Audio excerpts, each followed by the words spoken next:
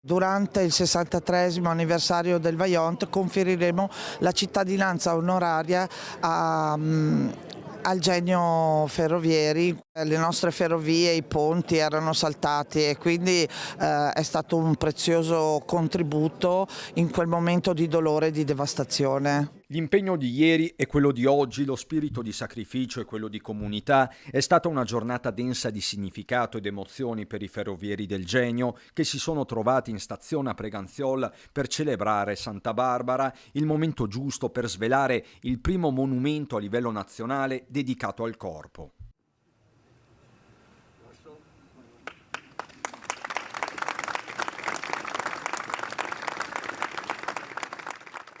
Questo è un monumento che è fatto tutto in marmo bianco di Carrara, dal peso di 45 quintali ed è suddiviso in tre pezzi. C'è la base, poi c'è il pezzo che rappresenta, diciamo, il monumento e una ruota di una vettura ferroviaria che rappresenta la ferrovia, la storia della ferrovia. Una storia che è anche storia collettiva, come peraltro testimoniano i cimeli presenti nella sede di Preganziol, aperta al pubblico in una giornata che ha visto la partecipazione di autorità civili e militari, ma soprattutto la presenza di soci e simpatizzanti da tutta Italia. Alessandro Montanari è capogruppo a Genova.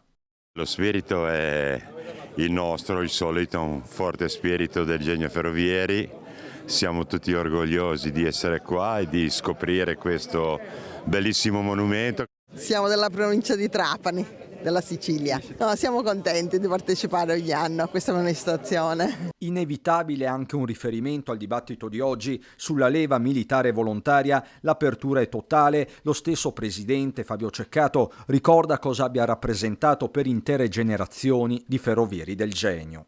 Già da giovani c'erano i colleghi che già a 20 anni, 21 anni dovevano comunque guidare un treno che magari aveva 300-400 persone dietro, un treno viaggiatori. C'era chi doveva comunque a 22-23 anni scambiare delle vie libere per comunque gestire la circolazione dei treni. E quindi questa formazione ci ha portato già subito a dover essere adulti, a dover essere persone coscienziose e persone che hanno dovuto crescere subito, insomma, ecco. E poi c'è il legame tra l'associazione e la cittadina sul Terraglio che da 10 anni ospita la sede nazionale. Preganziola è la sede dell'Associazione Nazionale Ferrovieri del Genio, quindi siamo particolarmente lieti di questo legame che si è consolidato nel tempo. È davvero un aspetto unico e peculiare per la nostra città e ovviamente un orgoglio poterli ospitare.